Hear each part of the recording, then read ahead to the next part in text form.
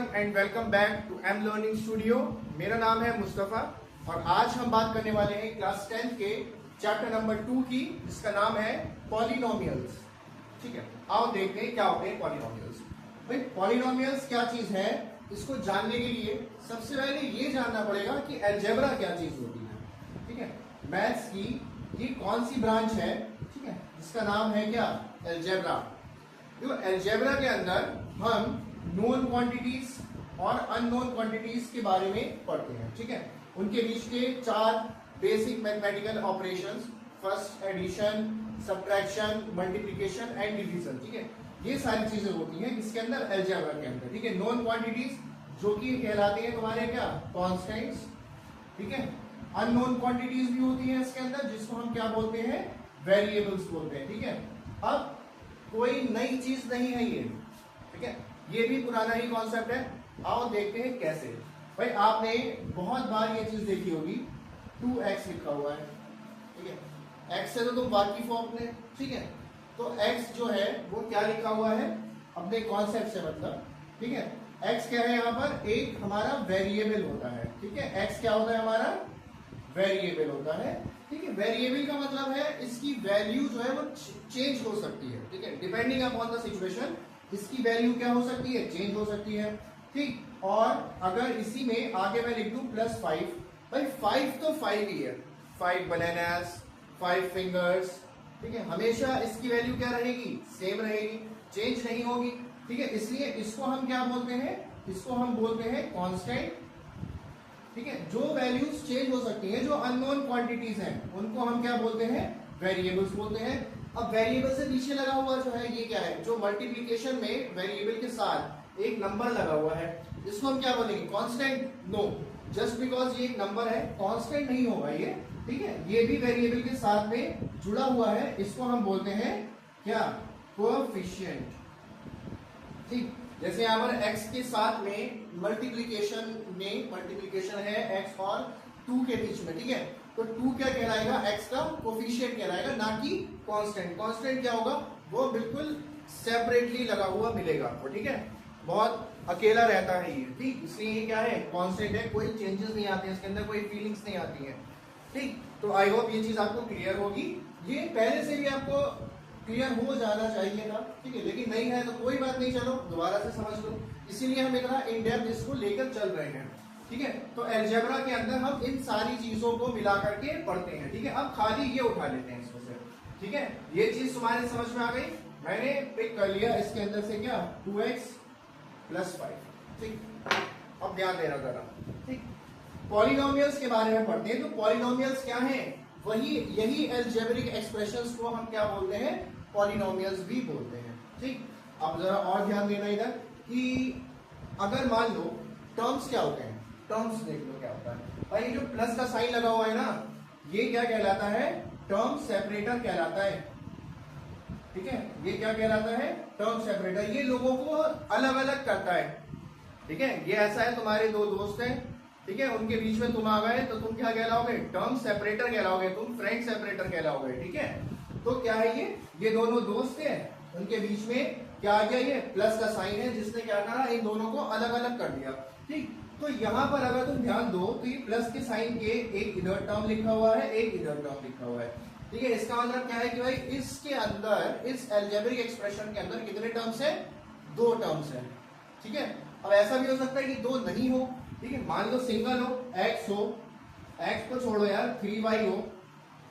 ठीक है, 3 तो जुड़ा हुआ है y के साथ, एक ही है ये दोनों एक ही कंसीडर किए जाएंगे जब तक ये मल्टीप्लिकेशन में, बीच में प्लस होगा तो अलग अलग हो जाएगा, प्लस ही तो था ना, टर्म सेपरेटर। अभी माइनस की भी कहानी समझेंगे।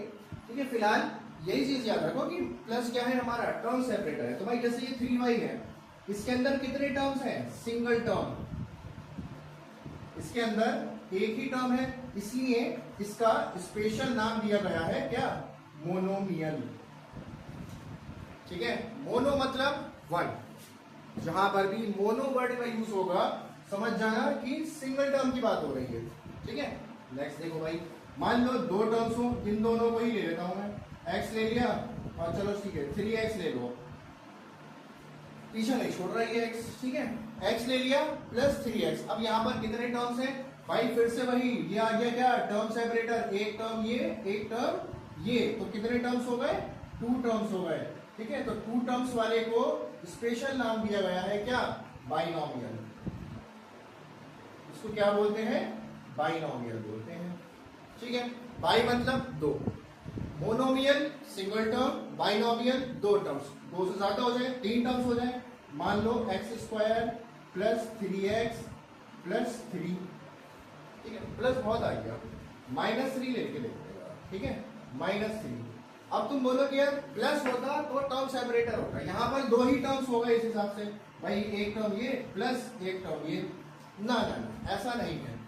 ऐसा है कि यहाँ पर ध्यान देना जरा कि ये प्लस 3x है, ठीक है, चलो ठीक।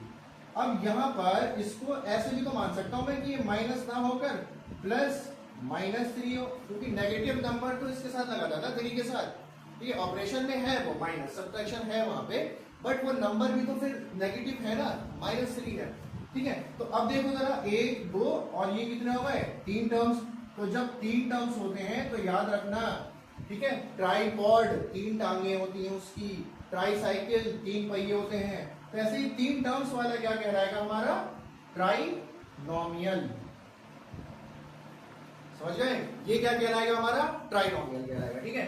अब 4 टर्म्स वाले भी होते हैं, 5 भी हो सकते हैं, 6 भी हो सकते हैं, 10 भी हो सकते हैं, ठीक है। तो उन्हीं सारे टर्म्स के लिए कलेक्टिवली नाम लिया गया है क्या, क्या नाम है भाई उसका, पॉलिनोमियल्स, ठीक है। उससे ज्यादा टर्म्स हो या इन सब को भी हम किस कैटेगरी में डाल सकते हैं, किसमें, पॉलिनोमियल्स में, ठीक है। क्लियर हो गई इतनी बात, बहुत अच्छा। आगे देखो जरा, degree of a polynomial, degree क्या होती है, डिग्री ऑफ अ पॉलिनोमियल। अच्छा देखो, पॉलिनोमियल जो है उसको एक स्पेसिफिक उससे तरीके से हम डिनोट कर सकते हैं, कैसे करते हैं ये भी देख लो, बहुत अच्छा, अच्छी बात ध्यान आई। वही है कि मान लो जैसे पॉलिनोमियल x का लिखा है, x² प्लस 3x, बार बार यही आ रहा है, ठीक है। चलो x² प्लस 3x, ठीक है, इसको लिखने का मतलब क्या है भाई, ऐसे, ठीक है। इसको पढ़ते कैसे है, पॉलिनोमियल ऑफ x। अब ये मान लो y में होता, या मान लो t में होता, t² प्लस 2t, ठीक है, t² प्लस 2t, इसको लिखते हैं हम पॉलिनोमियल ऑफ t, यानी ये t वेरिएबल में एक पॉलिनोमियल दे रखा है, उसको रिप्रेजेंट करेंगे pt से। x वेरिएबल में जो पॉलिनोमियल दे रखा था उसको रिप्रेजेंट करा px से। ऐसे ही y में होगा तो py से कर दोगे, z में होगा तो pz से कर दोगे, ठीक है। पढ़ोगे कैसे इसको, polynomial of x, polynomial of t, polynomial of z etcetera, ठीक है। चलो देखो वापस आ जाते हैं अपने टॉपिक पे, डिग्री ऑफ अ पॉलिनोमियल।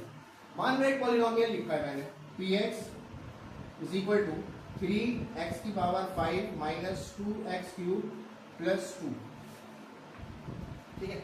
चलो काफी सारे x आ गए, अब x की पावर्स भी क्या हो गई, बढ़ना स्टार्ट हो गई, ठीक है। तो अब क्या है यहाँ पे देखना, पॉलिनोमियल दे रखा है x में, ठीक है, 3x की पावर 5 माइनस 2x की पावर 3 प्लस 2, ठीक।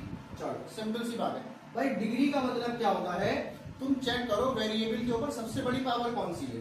भाई यहाँ पर तो वेरिएबल ही नहीं है, ठीक है, कोई बात नहीं, ये तो बहुत अच्छी बात है। यहाँ पर वेरिएबल है, इसके ऊपर पावर है कितनी, 3। यहाँ पर वेरिएबल है, इसके ऊपर है पावर कितनी, 5। तो जो दोनों में से बड़ी पावर होगी वो कहलाएगी इस पॉलिनोमियल की डिग्री, ठीक है। तो इस पॉलिनोमियल के लिए बड़ी पावर 3 होगी या 5, ऑफ कोर्स 5 बड़ा होता है 3 से, ठीक है। तो इसलिए इस पॉलिनोमियल की डिग्री जो है वो कितनी कहलाएगी, 5 डिग्री का ये पॉलिनोमियल कहलाएगा, ठीक है। समझ में आ गई बात। ऐसे ही बताओ जरा इस पॉलिनोमियल की डिग्री कितनी होगी, t² प्लस 2t, ठीक है।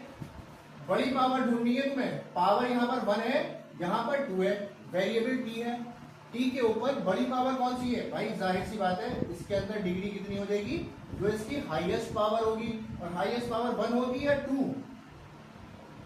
होगी, that is very simple, right. भाई डिग्री 2 होगी, क्यों, क्योंकि इसकी हाईएस्ट पावर ही 2 है, ठीक है। ऐसे ही एक और एग्जाम्पल ले लेते हैं, उसका तुम मुझे कमेंट्स में आंसर देना, x³ minus 5x² plus 3x। चलो आई होप ये क्वेश्चन तुम कर लो यार आराम से, ठीक है। नेक्स्ट टॉपिक की तरफ बढ़ते हैं। हमारा अगला टॉपिक है भाई जीरोस ऑफ अ पॉलिनोमियल। क्या है? Zeros of a polynomial. Zeros का मतलब क्या होता है? मान लो एक सिंपल सा पॉलिनोमियल ले लेता हूं मैं, क्या? x माइनस टू, ठीक है, x माइनस टू, क्या है ये? px। px is equal to x minus two. एक सिंपल सा पॉलिनोमियल दे रखा है जिसकी डिग्री 1 है, ठीक है। चलो आगे देखो भाई, मान लो मैं x की जगह पे 5 रख दूं, ठीक है। मैंने x की जगह पे 5 रख दिया, तो मुझे इसमें भी x की जगह पर क्या रखना पड़ेगा? 5 रखना पड़ेगा। 5 माइनस 2 कितना होता है? 3 होता है, ठीक है। बहुत बढ़िया। यानी मैंने क्या करा, ये पॉलिनोमियल दे रखा था x माइनस टू, इसमें मैंने x की जगह पर 5 पुट करा, तो आंसर कितना निकल कर आया? 3 निकल कर आया, ठीक है। मैं एक काम करता हूँ, 4 रखता हूँ, तो पॉलिनोमियल ऑफ 4 अगर वैल्यू रखता हूँ तो 4 माइनस 2 विल गिव मी 2। मैं एक काम करता हूँ, इसमें 3 रख के देखता हूँ, तो 3 रखने पर क्या आएगा? 3 माइनस 2 यानी कि 1। एक काम और करते हैं, 2 रख के देखते हैं, ठीक है। तो जब मैं वैल्यू 2 रख रहा हूं तो क्या होगा? 2 माइनस 2 0। बस यही रुकना है तुम्हें, ठीक है। करना क्या है भाई? जीरोस का मतलब क्या है? जीरो का मतलब है एक ऐसी वैल्यू, ठीक है। वैल्यू किसकी? वैल्यू वेरिएबल की, ठीक है। एक ऐसी वैल्यू वेरिएबल की जो तुम वेरिएबल में पुट करो तो तुम्हारा आंसर क्या आना चाहिए? 0 आना चाहिए, ठीक है। यहां पर जब मैंने 5 4 3 पुट करा तो 0 नहीं आया, ठीक है। वो जीरोस नहीं कहलाएंगे इसके, ठीक। तो ये जो जीरोस ऑफ अ पॉलिनोमियल है, ठीक है, इसका मतलब क्या होता है? वेरिएबल की ऐसी वैल्यू, वेरिएबल की ऐसी वैल्यू जो मैं पॉलिनोमियल में पुट करूं तो पूरा पॉलिनोमियल क्या हो जाए? 0 हो जाए। क्लियर हो गई बात? ठीक है। यही से इसका नाम भी पड़ गया, जीरोस ऑफ अ पॉलिनोमियल, ठीक है। तो ये जीरोस ऑफ अ पॉलिनोमियल का मतलब ये वाला 0 नहीं होता है, इसका मतलब होता है इसकी वेरिएबल की ऐसी वैल्यू जो पुट करने के बाद पूरा पॉलिनोमियल 0 हो जाए, ठीक है। इसको तुम ऐसे भी समझ सकते हो कि ये इसका सॉल्यूशन है, ठीक है, या फिर इसका आंसर है, ठीक है। आंसर ही कहलाता है, सॉल्यूशन ही कहलाता है, ठीक है। सॉल्व द फॉलोइंग, ठीक, इस तरीके से। तो इस चीज को हम क्या बोलते हैं भाई? जीरोस ऑफ अ पॉलिनोमियल बोलते हैं, ठीक है। अब एक इंपॉर्टेंट चीज वो ये है कि ये जो पॉलिनोमियल्स हैं, जैसे हमने पढ़ा कि मोनोमियल होता है सिंगल टर्म, बाइनोमियल होता है 2 टर्म्स वाला, ट्राइनोमियल 3 टर्म्स उससे ज्यादा होंगे, या वो सब भी इंक्लूड होते हैं किसमें? पॉलिनोमियल्स में, ठीक है। अब एक चीज और समझने की है, वो ये है कि भाई पॉलिनोमियल के भी कुछ टाइप्स होते हैं, ठीक है। क्या मतलब है इस बात का, ये भी समझते हैं भाई। ये जो डिग्री थी ना, डिग्री जो कि क्या थी? किसी भी वेरिएबल के ऊपर लगी हुई क्या? हाईएस्ट पावर, ठीक है। इसके बेसिस पर भी पॉलिनोमियल के कुछ टाइप ऑफ पॉलिनोमियल्स होते हैं, ठीक है। पॉलिनोमियल के भी कुछ बाइफर्केशंस हैं, कुछ टाइप्स हैं। चलिए देख लेते हैं जल्दी से कि अगर भाई डिग्री जो है वो 1 होगी तो पॉलिनोमियल कैसा दिखेगा? पॉलिनोमियल कुछ ऐसा दिखेगा कि px is equal to x plus 5 मान लेते हैं। मतलब दिख तो बहुत तरीके से सकता है, ठीक है, लेकिन अब मैं सब तो इनफाइनाइट वेज है, मैं नहीं दिखा सकता। x प्लस 5 यानी कि यहाँ पर डिग्री कितनी है भाई? 1 है। हाईएस्ट पावर देख लो ना, 1 है। ऐसे पॉलिनोमियल्स जिनकी डिग्री 1 हो उनको हम क्या बोलते हैं? लीनियर बोलते हैं। क्या बोलते हैं? लीनियर पॉलिनोमियल, ठीक है। ज्यादा तुम्हें याद करने की जरूरत नहीं है इसको, ये देखकर ही समझ में आ जाएंगे। डिग्री अगर 2 हो, डिग्री 2 का मतलब है कि भाई कुछ ऐसा दिखाई देगा कि px is equal to x square minus 5x plus 2 sorry plus 3, ठीक है। लिख कुछ रहे हैं, बोल कुछ रहे हैं। तो px is equal to x square minus 5x plus 3, square वाला टर्म आ गया यहाँ पे। क्या क्या? स्क्वायर वाला टर्म, यानी कि डिग्री कितनी होगी इसकी? 2 होगी। इसको हम बोलते हैं क्या? Quadratic polynomial. क्या बोलते हैं इसको? Quadratic polynomial. समझ में आ गई बात? ठीक है। लास्ट देखते हैं जरा भाई, अगर मान लो डिग्री 3 हो, डिग्री 3 हो जाए, ठीक है, तो px दिखाई कैसा देगा? अब x छोड़ दो भाई, बहुत हो गया है, y ले लेते हैं। तो py पॉलिनोमियल ऑफ y कुछ ऐसा दिखाई देगा कि मान लो 5y cube minus 3y square plus 3 y minus 6। बड़ी पावर ढूंढना है, 6 के आगे तो कुछ है ही नहीं, छोड़ दो।